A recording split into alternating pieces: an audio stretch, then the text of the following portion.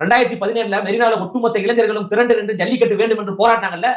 அப்ப எங்க தளபதி அவர்கள் அந்த 10 லட்சம் இளைஞர்களோடு கூட நின்று நான் ஜல்லிக்கட்டுக்கு துணை நிற்கிறேன், பீட்டாவை தடை செய்ய வேண்டும் என்று குரல் கொடுத்தவர் எங்க தளபதி அவர்கள். அப்ப எங்க இருந்தார் அண்ணாமலை? எங்க இருந்தாரு? நீட்டுக்காக தன் உயிரை தியாகம் செய்தார் என் தங்கை அனிதா அவர்கள். அனிதா அவர்கள் இறந்தவுடன் நேரடியாக வீட்டிற்கு சென்று அனிதாவுடைய தகப்பனாரை சந்தித்து உங்களுடைய மூத்த மகனாக நான் இருக்கிறேங்க, கவலைப்படாதீங்க அப்படின்னு பேசியவர் எங்க தளபதி அவர்கள். அப்ப எங்க இருந்தார் அண்ணாமலை? ஸ்டெர்லைட்ல 13 பேர் சுட்டு படுகொலை செய்யப்பட்டாங்க. அந்த பாதிக்கப்பட்ட குடும்பத்தை நேரடியாக சந்தித்து ஆறுதல் படுத்தி ஒவ்வொரு குடும்பத்திற்கும் 1 லட்சம் ரூபாய் எங்க தளபதி கொடுத்தார். அப்ப அண்ணாமலை எங்க இருந்தாரு? இப்ப பேசுறதுக்கு என்று ஒரு தகுதி இருக்குல்ல, ஒரு தராதரம் இருக்குல்ல. எதையுமே நீங்க பண்ணல. திடீர்னு பிஜேபியுடைய ஒரு மாநிலத்தில் வர வந்துட்டு எங்களை பார்த்து கேள்வி கேட்பதுக்கு உங்களுக்கு என்ன அருகதை இருக்கு? மக்களுக்கான தலைவருங்க, மக்கள் கொண்டாடக்கூடிய தலைவருங்க எங்க தளபதி. 1 கோடி உறுப்பினர்கள் கட்சியில சும்மா சேருவாங்களா? பிஜேபியில் இருக்காங்களா 1 கோடி பேர் தமிழ்நாட்டுல? அண்ணாமலை முதல்ல எம்எல்ஏ வாங்க. அண்ணாமலை வந்து நாடாளுமன்ற தேர்தலில் போட்டிட்டா ஜெயிக்க முடிஞ்சா? உங்களால எம்எல்ஏவும் ஆக முடியல, எம்பியும் ஆக முடியல. மக்கள் உங்களை தொடர்ந்து புறக்கணிக்கிறாங்க.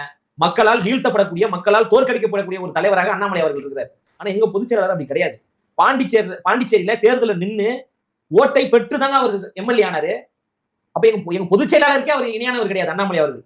அவர் வந்து எங்க தலைவரை குறித்து பேசுகின்ற பொழுது நாங்க பேச்சு தான் ஆகணும். அதனால வந்து சினிமாவை தொடர்பு படுத்தி அவர் வந்து கூத்தாடி சினிமால இருந்து வந்தவர் அப்படின்னு சொல்றாங்களா, இதுவே வந்து ஒரு கேவலமான ஒரு பாசிச மனநிலை. தொழிலை இழிவுபடுத்தக்கூடாதுங்க. நடிப்பு என்பது அவருடைய துறை, நடிப்பு என்பது அவருக்கான கலை. புரியுதுங்களா? அவர் நம்பர் 1 இடத்துல இருக்கிறார் தமிழ் சினிமால. யாரை பார்த்தாலும் அவர் கூத்தாடி சினிமாக்காரங்களுக்கு ஒண்ணுமே தெரியாது.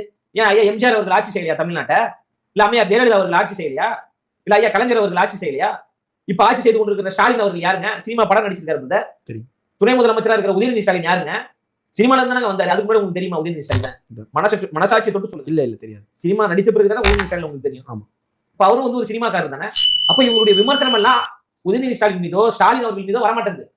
எங்க தளபதியின் மீது நீங்க தொடர்ந்து வந்து இவர் சினிமாக்காரர் கூத்தாடி என்று சொல்லுகின்ற பொழுது கேவலமா இருக்க. சொன்னவர்கள் எல்லோரும் படம் நடிச்சிருக்காங்க.